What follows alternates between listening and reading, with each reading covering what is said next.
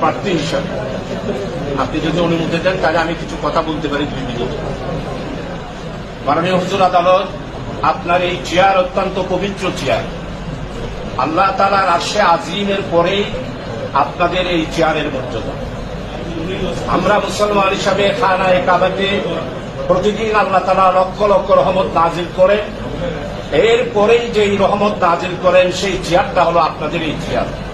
আপনি যতক্ষণ ন্যায় বিচার করবেন, ন্যায় বিচার প্রার্থীদের কথা শুনে ন্যায় বিচার করবেন, ততক্ষণ আল্লাহর রহমত, লক্ষ রহমত আপনার চেয়ারের উপর নাজিল হবে। এই পবিত্র চেয়ারে আপনি বসেছেন। আমি একজন নির্যাতিত কারাবন্দী মানুষ, আজকে 29 মাস কারাগারে। 2021 সালের রমজান মাসে ঈদের দিন বিনা ওয়ারেন্টে আমাকে গ্রেপ্তার করা হয়। মাননীয় হুজুর আদালত, আজকে প্রায় 20 মাস মৃত্যুদণ্ডের যেই কন্ডেম সেল আছে, ডেথ কন্ডেম সেল, 19 মাস আমাকে সেখানে রাখা হয়েছিল। আমাকে, আমার বাড়ি হচ্ছে সাতকানিয়া, মামলা দেওয়া হলো হাটহাজারীর। এই মামলাতে আমাকে 8 দিন রিমান্ডে নিয়েছে। এরপরে সিআইডি আমাকে 2 দিন রিমান্ডে দিয়েছে, 8 দিন আমাকে রিমান্ড করেছে। এই সব কিছুর পরেই আইনি প্রক্রিয়ার পর আমাকে 20 মাসের মধ্যেই আমাকে মহামান্য হাইকোর্ট এবং মহামান্য অ্যাপিলেট ডিভিশনের ফুল বেঞ্চ আমাকে প্রত্যেকটা মামলায় আমাকে জামিন দিয়েছে। জামিন পাওয়ার পরে আমি জেল গেটে আসি, আবার আমাকে পুনরায় মামলা দিয়ে আবার জেলে ঢুকানো হয়। এরপরে মাননীয় আদালত সর্বশেষ আজকে 30 মাসের মধ্যে আমি যে 20 মাস কন্ডেম সেলে থাকলাম, এটা সংবিধান কোনোদিন অ্যালাউ করে না। আমি 2 বারের পার্লামেন্ট মেম্বার, বাংলাদেশ হাউস কমিটির মধ্যে ইন্ডিয়ার লোকসভার হাউস কাউন্সিল, ব্রিটিশ কাউন্সিলের যে 1 নম্বর কমিটি থাকে, ঠিক সেই রকম একটা কমিটি বাংলাদেশ সংসদীয় কমিটি। সেই 1 নম্বর কমিটিতে আমি দীর্ঘ 5 বছর দায়িত্ব পালন করেছি। জেল ভিজিটেড হিসাবে 2 বার দায়িত্ব পালন করেছি। প্যানেল স্পিকার হিসাবে 3 বার নির্বাচিত হয়েছি। 1991 থেকে 96 প্যানেল স্পিকার ছিলাম। 2001 থেকে 2006 সালে ব্যারিস্টার জমিরুদ্দিন সরকার এবং ব্যারিস্টার আব্দুর রাজ্জাক সাহেব মাননীয় স্পিকারের নেতৃত্বে 2 বার প্যানেল স্পিকার ছিলাম।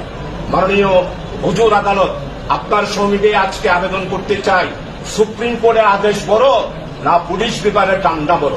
আজকে সেটাই আপনাকে প্রমাণ করতে হবে। মৌলানা আবুল কালাম আজাদ কংগ্রেসের ইন্ডিয়ার নেতা ছিলেন, ওনাকে গ্রেপ্তার করা হয়েছিল। জেলখানা থেকে পুনরায় গ্রেপ্তার করার পর যখন কারাগারে দেওয়া হলো, তখন মহামান্য দিল্লির সুপ্রিম কোর্ট 1 ঘন্টার ভিতর মাননীয় মৌলানা আবুল কালাম আজাদ কংগ্রেসের সেক্রেটারি ব্রিটিশের সেই শাসন আমলে তাকে আর গ্রেপ্তার করতে দেয় নাই। সেই নজির রয়েছে। আফ্রিকাতেও এইরকম অনেক কোর্টের নজির আমাদের মাননীয় আইন বিভাগের সভাপতি, আইনজীবীর সভাপতি শেখ আপনার কাছে উল্লেখ করেছেন, অনেক নজির রয়েছে। আজকে আমি এই 28 মাস জেল কাটার পর, 20 মাস কন্ডম ছেড়ে থাকার পর মাননীয় সুপ্রিম কোর্ট আমাকে শ্রেণীপ্রাপ্ত করে আদেশ দিয়েছেন। সেই আদেশের পরিপ্রেক্ষিতেই আমি এখন শ্রেণীপ্রাপ্ত একজন আসামি হিসাবে কারাগারের মধ্যে জীবনযাপন করছি। আজকে বিচার বিভাগের স্বাধীনতার জন্য বক্তব্য রেখেছি। আজকে আমি একজন গণতন্ত্রকামী মানুষ, গণতন্ত্রের জন্য আন্দোলন করি, মানবাধিকারের জন্য আন্দোলন করি, মানুষের ভোটাধিকারের জন্য আন্দোলন করি। বাংলাদেশ জনগণের মালিক হচ্ছে বাংলাদেশের মালিক। এই জনগণের মালিকানা প্রতিষ্ঠা করার আন্দোলন করতে গিয়ে আজকে এই টান্ডাতন্ত্র, লাঠিতন্ত্রের এই পুলিশেরা আজকে কোথায় আমাকে অ্যারেস্ট করেছে এতদিন? 28 মাসে এই মামলা আসলো না। 28 মাস পর আমি যখন মাননীয় সুপ্রিম কোর্ট আমাকে যে আদেশ দিয়েছে, সংবিধানের 31, 32, 33, 36 প্রত্যেকটা ফান্ডামেন্টাল রাইটস সংবিধান করে মাননীয় হুজুর আদালত আপনি দেখতে পারেন, সেখানে আমাদের অধিকার রয়েছে। তাই আমার নিকট আবেদন, আপনি একটি দৃষ্টান্ত স্থাপন করবেন, দিল্লির হাইকোর্টের মধ্যে একটা দৃষ্টান্ত স্থাপন করবেন।